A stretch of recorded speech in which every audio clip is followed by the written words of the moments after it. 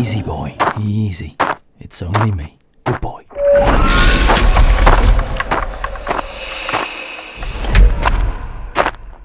Just bear with me a minute whilst I put the light on. It's bright. Yeah, it's a bit cold out there today. So, welcome everybody to episode 18. Now, we're going to do a portrait today. A portrait of somebody very dear to me, somebody very special. The legendary Bruce Lee. Now, you might ask, why would I paint Bruce Lee? Well, Bruce Lee is one of those truly unique cultural icons. He died at the very pinnacle of his success, just as his most iconic film, Enter the Dragon, was due to be released. The martial arts masterpiece that would make him a household name all over the world, from that fateful time back in 1973, right up to today, the 27th of November 2020, which happens to be Bruce Lee's 80th birthday. And so this is my tribute to Bruce Lee. A happy birthday to the greatest martial artist that ever lived. Yeah, I've always thought it was a little bit sad that I first heard of Bruce Lee in the week that he died, in July 1973. I was only 13 years old at that time, but he had such an impact on me. He changed my life, really. He introduced me to the world of martial arts, the world of keeping fit, something that I've practiced to this day to greater and lesser degree, but I've kept as fit as I am today, really because of Bruce Lee. He got me into physical fitness, and I've never stopped since 1973. So I owe a lot to him. He was such an influence on me. I was, easy to say, I was obsessed. I was obsessed with him. This is me back in 1975. I was practicing the martial arts all day, every day back then. I had it in my head that I would become the next Bruce Lee. It's good to have dreams. And here, together with school friends Dave Milburn and Steve Howarth, we put on a kung fu demonstration for the school. You can see me here doing a flying sidekick, Bruce Lee style, in practice for the demonstration. Believe me, we had every one of Bruce Lee's kicks practiced to perfection. Fast forward a couple of years, and we found ourselves training very hard in Ardwick, Manchester, for some very, very competitive full-contact karate fights, which took place in the old King's Hall in Bellevue. This was the era of Benny Urquidez and Bill Superfoot Wallace. This was the kickboxing, or full-contact karate as it was known, that evolved into today's MMA, or mixed martial arts, which you now see under the UFC. Our training partner Lance, pictured here, went on to become a 5-time world kickboxing champion. I met up with him again a few years ago, and it was great to reminisce over those exciting days back in the late 70s and early 80s. Everybody in the martial arts world understands that Bruce Lee was the original MMA fighter. Everything that followed afterwards can be directly traced back to him and his form of styleless freestyle fighting. The UFC today exists because of Bruce Lee, and we all owe Bruce Lee this great debt of gratitude. Those eagle-eyed amongst you might have seen that I had some Bruce Lee magazines in the last episode right here. Well, those magazines were actually from 1974. I kept them to this day. I've got a whole box full of them. I collected everything I could find on Bruce Lee, and I used to draw Bruce Lee. obviously I always had this passion for art, and so naturally Bruce Lee was a subject that I would often paint. And I came across some of these old drawings and paintings the other day. I was watching a guy called Charles Damianos on YouTube, who's a great Bruce Lee enthusiast. It's well worth taking a look at his channel. I'll put a link in the description below. Anyway, I was looking at his page, and he was showing all these magazines of Bruce Lee, saying that he's got these rare collectible magazines and all. I thought, oh, I've got those in my attic. So I went and got them down. And when I was looking through all these now rare magazines, I came across also a lot of old drawings and paintings of Bruce Lee that I'd done. And I thought it would be quite interesting really to do an up-to-date one. And so that's why I chose Bruce Lee to be the subject of this particular episode. And the subject for my pastel portrait on white pastel mat. We'll begin this tutorial at the point at which I'm picking up the coloured pastels to begin the skin tones. I thought it might be interesting to try the white pastel mat and see, because I've never done a portrait before on white pastel mat, and I just wanted to see whether this would be a good thing. But I could see very early on that it was going to cause a little bit of difficulty compared to working on the mid-tone grey.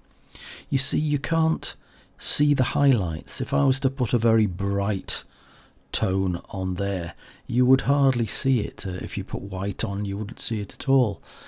So that did actually make things a little bit more difficult in the beginning of this painting. So what I decided to do was get a mid-tone skin colour and lay that on as my base tone over the top half of the face, so that I could then work out my tonal values from there, the light and the dark. One thing you want to consider when doing skin is whether you're going to be working from dark to light or from light to dark. As a general rule, I'll go from dark to light in the shadowed areas of the skin, and from light to dark in the lighter areas. It was the first time that I'd used those Girault pastels on a portrait. Now, in hindsight, I think they were a little bit too powerful, and they made that mid-tone a little bit too dark, which actually caused me one or two problems later on in the painting when I was trying to lighten up the brighter areas. And what you see me doing here is just emphasizing some of those important shadow areas so that I don't lose them when the powerful Girault colour goes on top. They really are powerful pastels, which makes them superb, but in certain circumstances that power can work against you. It's just something you've got to be mindful of. So I was putting a very light layer on, but even so its covering power is quite impressive.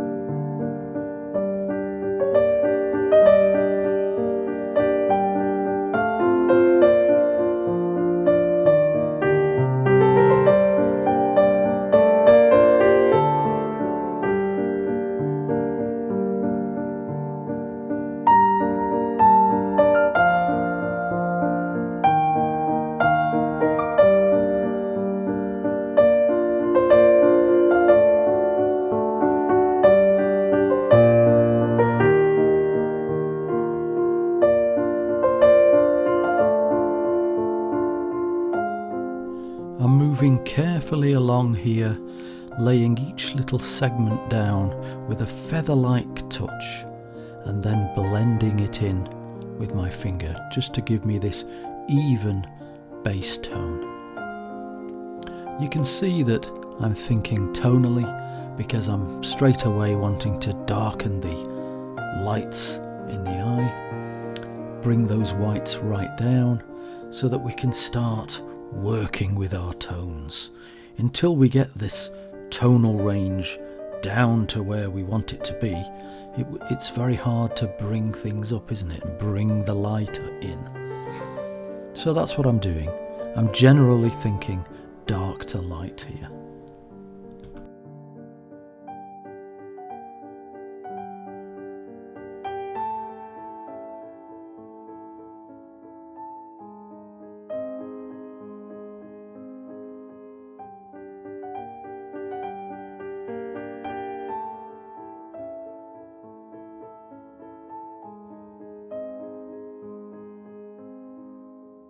It's important to establish the eyes in any portrait, but particularly with a Bruce Lee portrait. He had the most intense visual gaze, and really, unless we can capture that, all the work here will amount to nothing.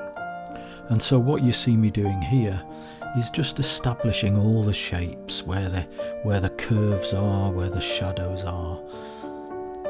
Just trying to take it to that level, not looking for finish at this stage, but just to a level where I know that I'm well on the way.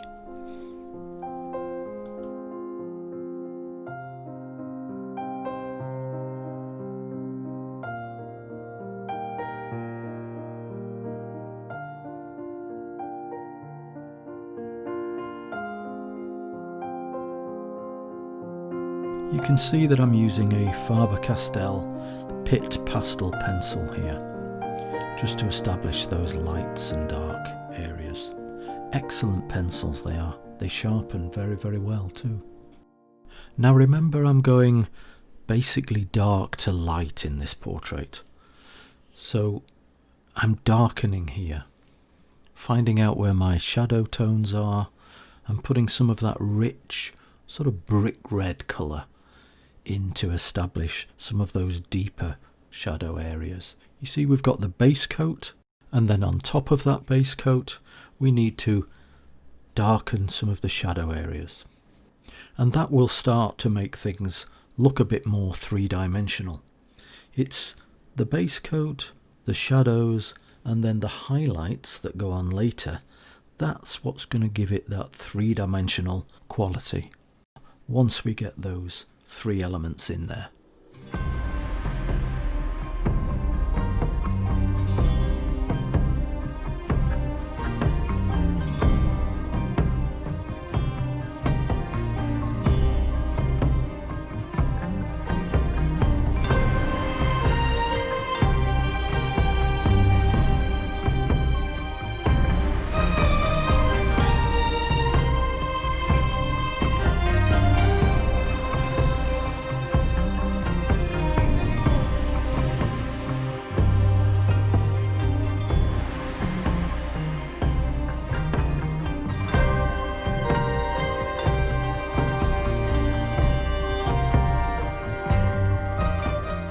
It's very important when you put your base layer down that you blend it in. I always prefer to use my hands just to rub it into the surface. It's an important thing, particularly if you're going to do that base layer with a pastel stick. You need to rub it in so it beds into the surface, and then subsequent layers will be less dusty and easier to apply. What you see me doing here is basically exactly the same as I did with the eyes. I'm just establishing where the lights are, where the darks are, making sure that the shape is right. I'm not looking for finish or anything like that, but just advancing it to the next level. The shape of the mouth is incredibly important in portraiture.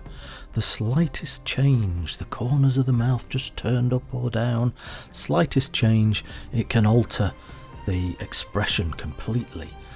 So it's important to make sure that I've got everything in place before paying some more attention to the skin tones. This is the moment where we switch from darkening to lightening. looking for all those areas on the face where the light is catching.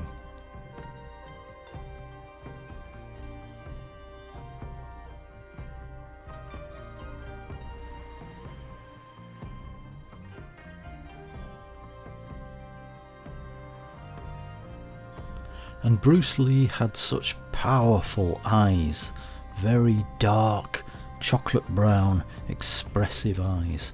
So I'm reaching for a unison pastel here, because they're so powerful, aren't they, in their pigment.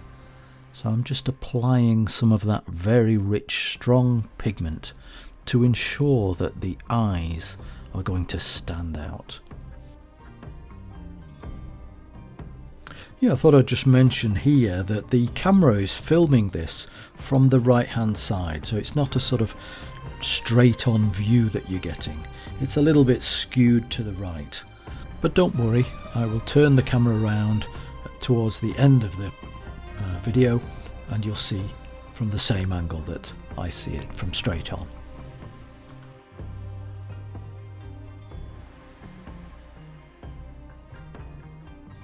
Now it's at this point in the painting that I'm beginning to realise that that base coat was a little bit too powerful and too dark. It probably would have been fine if it had been done with a pencil, but because it was done with those beautiful Girault pastels, which are very, very powerful in their pigments, it was a little bit difficult to lighten up to quite the degree that I wanted to. It would have perhaps been better to use this pink as the base for those much lighter areas. And had I been using the normal grey pastel mat, I'm sure that that's what I would have done. So there you go, the white pastel mat really threw me off at the beginning. But you must always adapt. A painting doesn't always go smoothly, and you have to be able to react in real time when problems occur. It's no use having fixed, rehearsed routines. You have to be prepared to adapt and change to any new given circumstance. This was at the very heart of Bruce Lee's philosophy of fighting. And it's also very applicable to art. I always view painting as a challenge. It's a battle between myself and the artwork, and I have to be able to adapt to whatever happens in order to overcome and to win and to make the painting a success. I'll talk a little bit at the end about how Bruce Lee's philosophy has influenced my thinking on art. His philosophy has had a very big impact on me, actually, not just in how I approach my own paintings, but in how I teach. It's really amazing how relevant his words are, even today, 47 years after he passed away.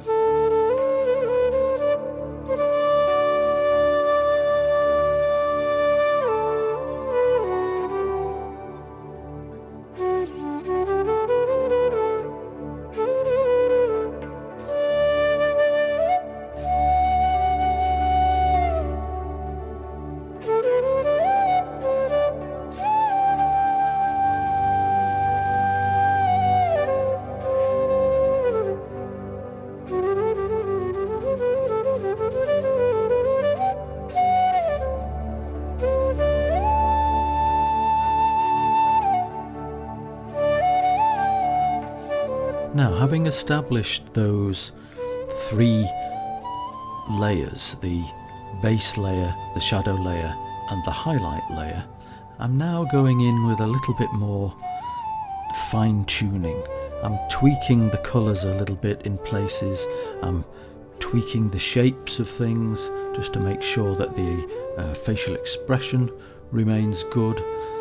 And I'm starting to fine-tune the colours with light pencil work.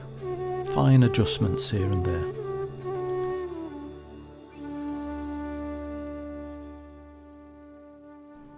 So fine adjustments of the colours, but also continuing to pay attention to contrast.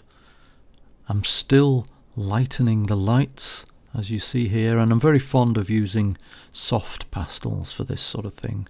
Lightening the lights and also darkening the darks. It's bringing that contrast together at the same time as we bring all the colours together. I'm using a new pastel black there. Now that's the blackest black you can get. So I'm just increasing the contrast in the eyes and the corners of the mouth. That of course relates to the power of the expression. And that's what I'm aiming for at this point. And once I become satisfied that I'm making good progress on the skin tones and the facial expression, then rather than pursue it to the end, I switch my attention up to the hair. Let's get something else done. So I'm just measuring out the height there to the top of the head, drawing in the hairline, and then we want to get a nice base tone down for that hair. Now I don't just want to use black because that would be a very dull and dead colour, so I'm going to choose a deep purpley tone for the base of the hair.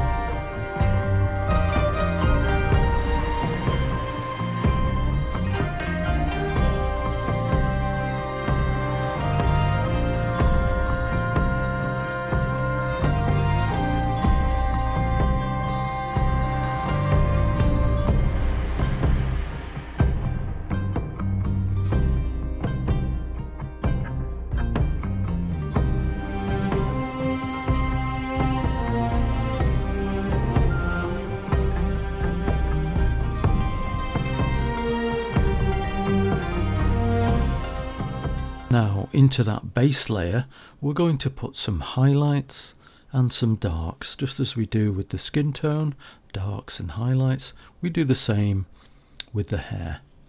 So what you see me doing here is adding some dark strokes with that new pastel and lighter strokes with pastel pencils. I think I used Caran d'Ache and occasionally Pitt pastels. I could certainly have spent more time on the hair, but I was quite keen to get this painting finished and get the video out for the 27th of November for Bruce Lee's 80th birthday. And what a handsome man Bruce Lee was. The world can only imagine how he would have looked today. A wise old man, I have no doubt.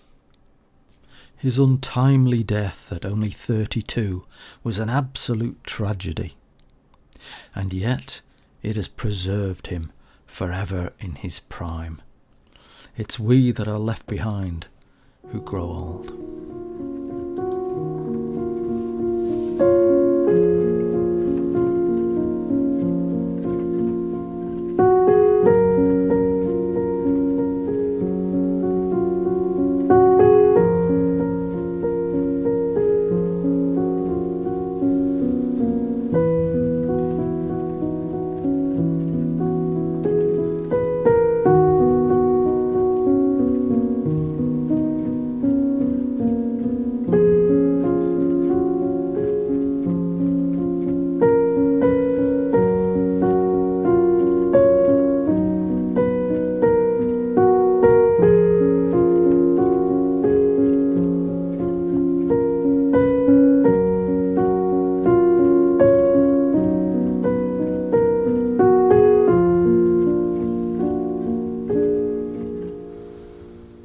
Now this is an important part. Do you remember right at the beginning when I said that we'll be working basically dark to light?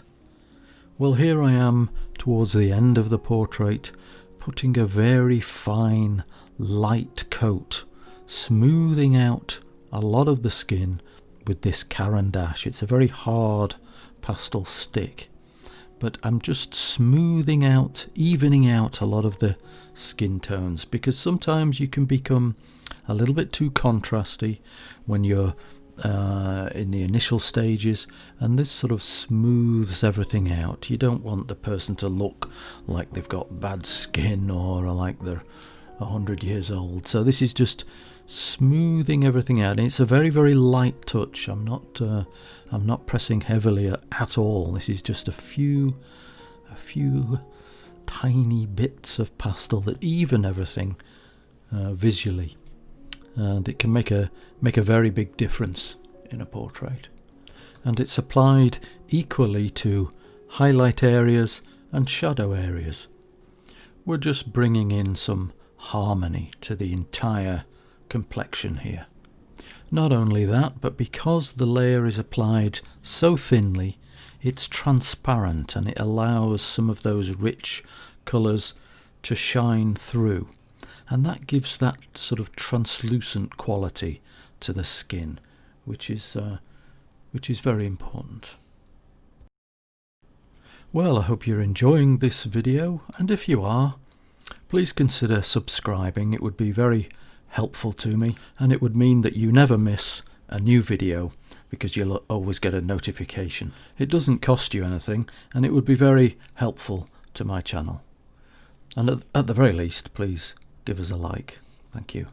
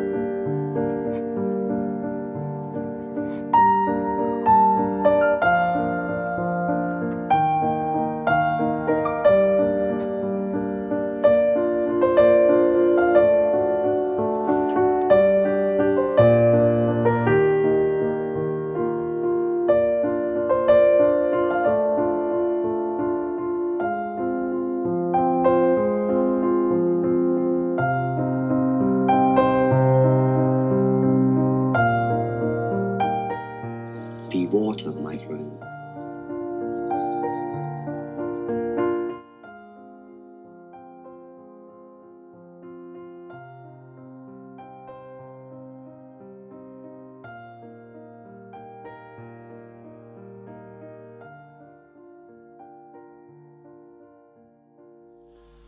Well, I hope you enjoyed that little Bruce Lee portrait.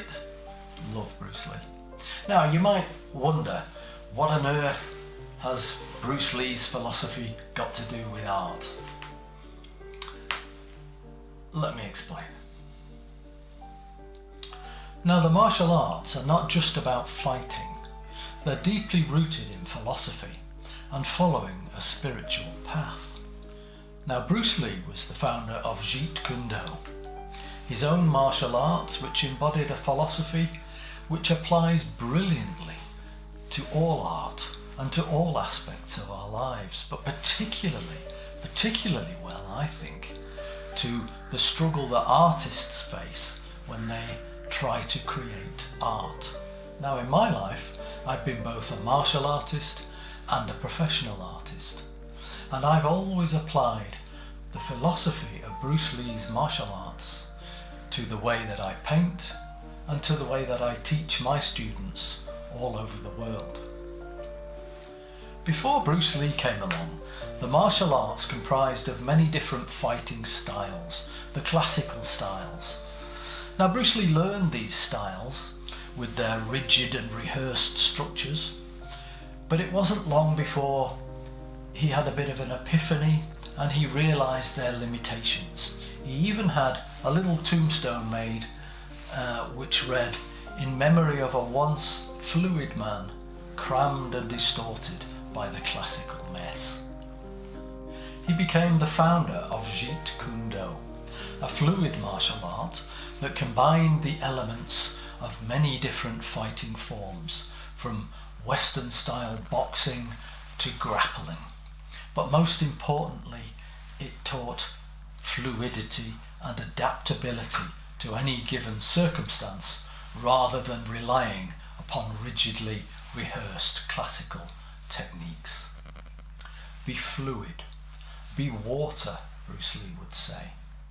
Now water can flow or it can crash. Be water, my friend. Now my favourite example of Bruce Lee's philosophy is embodied in this little story. It says, "When I was a street fighter, a punch was just a punch and a kick was just a kick. But then I learned the martial arts. A punch was no longer just a punch, a kick was no longer just a kick. But when I mastered the martial arts, when I understood the art, a punch was just a punch and a kick was just a kick." Now the wisdom of that story has a tremendous significance for artists. My students, and perhaps many people watching this video, are looking to me for guidance, for formulas and for techniques that might help them to improve their art. And therein lies the problem. Art at its purest can't be taught, and that creates a real problem for both student and teacher of art. Clearly, it's very important to learn techniques. Techniques are important things, but what we must understand is that they're the very beginning part of learning, and the more important process of learning comes long after we've practiced all these techniques. It comes when the techniques are just automatic responses. It's then that, in essence, we have no technique, and we are free, and we can use, as Bruce Lee said, no way as way. And if we open our minds, and our minds are free of fear and free of influence, it's then, as Bruce Lee said, that we can honestly express ourselves. To me, okay? To me. Ultimately, martial art means honestly expressing yourself. Now, it is very difficult to do. A fighter can practice punches and kicks, practice the techniques of punching and kicking all day long. But that's no guarantee of success when he enters the ring and enters a real combat situation. What really matters in that situation has more to do with what's in his heart and what's in his mind. Trainers of fighters understand this psychology very well. I love listening to people like Teddy Atlas talk about such things. And it explains why fighters invest so much energy in trying to psych each other out. Because a fight can be won or lost long before the first punch is ever thrown. And the same applies to art, believe it or not. And this is where I feel that the philosophy of Bruce Lee prepares you very, very well for the rigours of a painting. And believe me, it can be rigours. If a painting isn't going well, it can be tough. It can be like in the 8th round and things are not going well. It can be tough. It can be mentally exhausting and draining and disheartening. You need to have heart, you need to have courage, you need to have self-belief. These things are more important than techniques. Techniques are important, but these other aspects, determination, it's these things that I think truly decide the winners and the losers in the fighting game and also in the art world. So just consider the technique side of things as the very first rung of the ladder. I mean, the internet is full of advice about techniques in art, and that's all very well, but it is only the very beginning. And I feel when I'm teaching my students that it would be remiss of me just to concentrate on technique. Because another thing Bruce Lee said was that a good teacher protects his students from his own influence. And I think that is very, very important. It's important for me because when I'm teaching, I don't want to teach somebody to paint like me. I want to teach somebody to paint. I want to teach somebody to think for themselves. And sure, you can learn the techniques that I use, but then the idea is that you will evolve and come up with your own ideas and take your own path and become a true artist. So teaching art, it's a lot more than just teaching techniques. And I think Bruce Lee opened my eyes to that, very much so.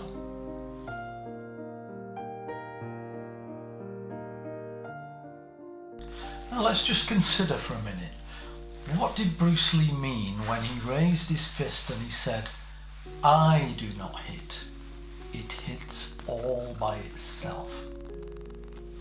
Now what this implies is automatic, spontaneous action that isn't interrupted by the thought process. Now that's very important.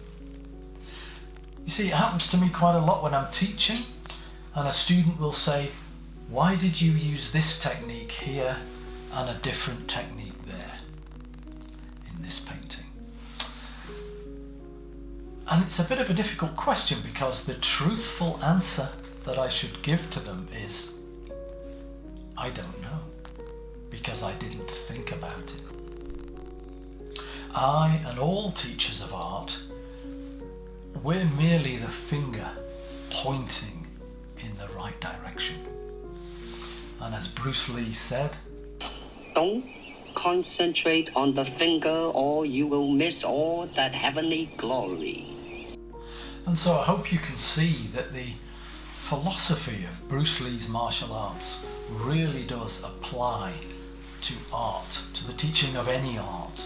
It's a very difficult thing to teach because it's as Bruce Lee says, all knowledge is self-knowledge. You're trying to bring out the best in somebody. You're trying to let somebody discover things for themselves. Very difficult when you're teaching. But I think Bruce Lee's philosophy on this was very profound, very precise as well, and to the point. He was absolutely brilliant. He was a brilliant, brilliant man, a genius, absolutely a genius. And I think that, we're very lucky that Bruce Lee walked among us. He was such a great man. And if I ever could send a message to him, I would simply say, thank you. Thank you.